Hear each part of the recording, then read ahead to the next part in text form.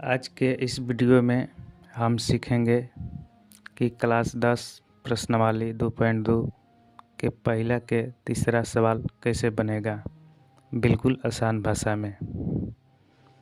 देखिए क्वेश्चन क्या है, पढ़ते हैं।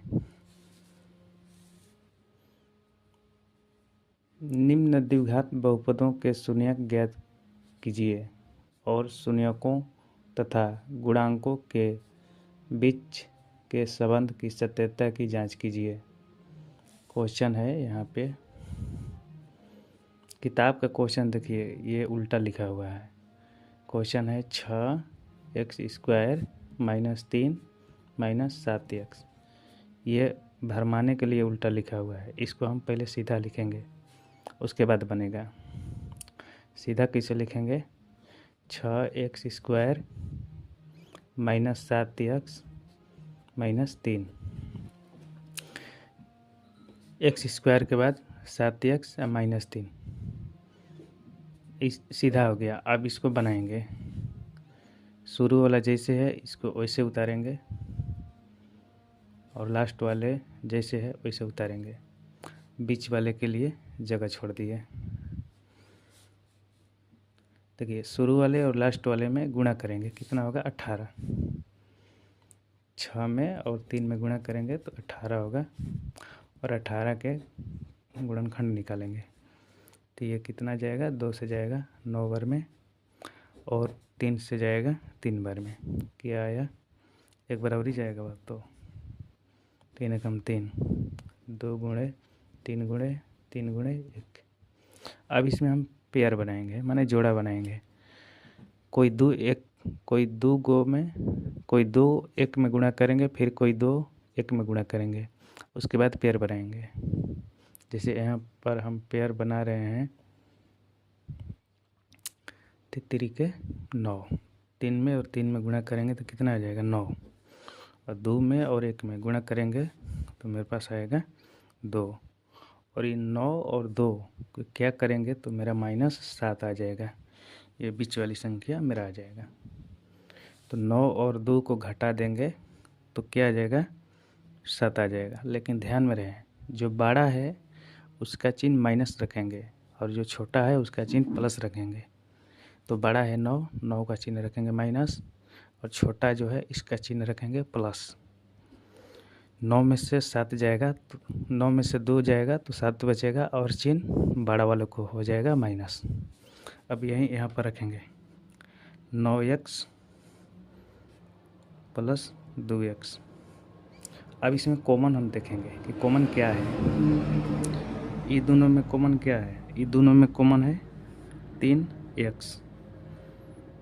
तो क्या बच गया? 3 दूना 6, 2 बचा और 2 गैस था, 1 x बाहर आ गया, 1 x बचा तो 2x बचा माइनस।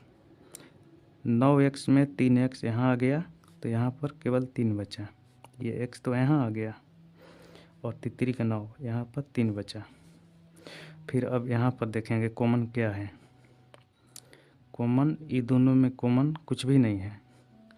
तो जहाँ कुछ भी कॉमन नहीं रहता है वहाँ पर एक कॉमन रहता है, कॉमन। तो यहाँ पर देखिए प्लस है तो प्लस लिखेंगे, और ये दोनों में कॉमन कुछ भी नहीं है तो यहाँ पर 1 है, 1 लिखेंगे इनटू में। ये जो बचा है इसको लिख देंगे 2x - 3।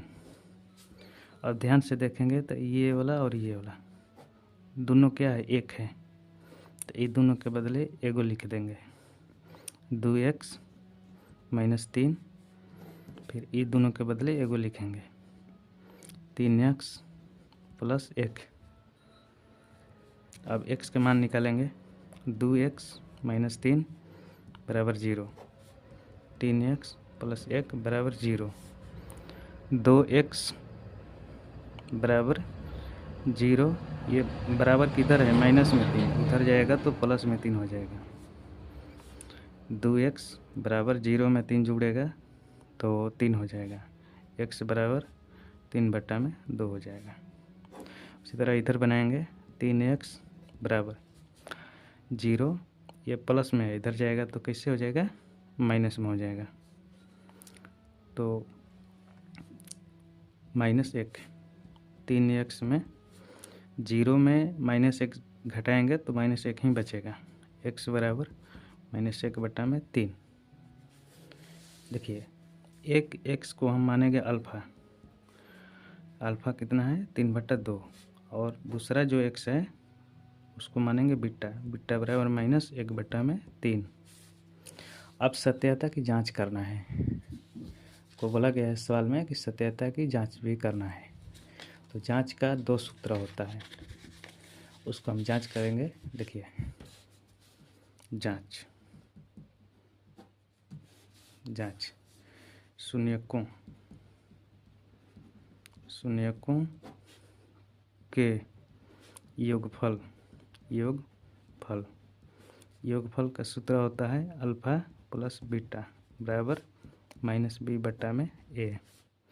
अल्फ़ा कितना है 3/2, लिखेंगे 3/2 प्लस बीटा कितना है -1/3, तो -1/3 लिखेंगे। ठीक है, एक लगे एक, ये जो एक है यहाँ पर कोष्ठ है, सबके लिए नहीं है, बराबर -b, माइनस है माइनस लिखेंगे। अब b कितना है, b यहाँ से पता चलेगा। देखिए ये जो है ना, ये a है, ये नहीं, इसको नहीं, इसको लेंगे। ये तो सवाल वाला था, इसको हम बदले हैं, फिर जो बदले हैं इससे ही बदले हैं। a गलत दिया था किताब में। ये शुरू में a है, ये b है और ये c है। तो यहाँ पर लिख लेंगे a बराबर कितना है 6, b बराबर कितना है -7, c बराबर कितना है -3। अब रखेंगे b कितना है, b है -7। जहाँ 2 को माइनस आता है वहाँ पर कोष्ठ में लिखते हैं बट्टा में a कितना है 6।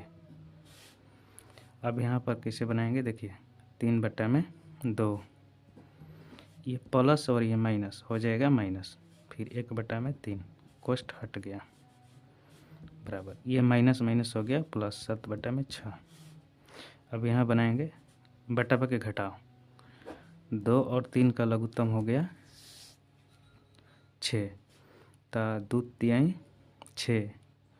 इसको बटा के जोड़ बनाएंगे, 2 में और 6 में भाग देंगे, 2 में और 6 में भाग देंगे, 3 बार में कटेगा, और ये 3 में और ये 3 में गुणा करेंगे तो कितना हो जाएगा 9।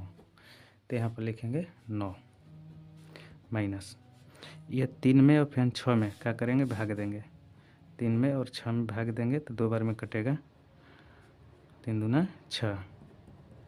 अब ये 2 में और 1 में गुणा करेंगे, 2 और 1 में गुणा करेंगे तो 2 बचेगा, यहाँ पर बचेगा 2, बराबर ये जैसे है वैसे उतार देंगे क्योंकि ये बनेगा नहीं अब 7/6। अब 9 में से 2 घटाएंगे तो क्या बचेगा 7 बचेगा, 7/6 बराबर 7/6।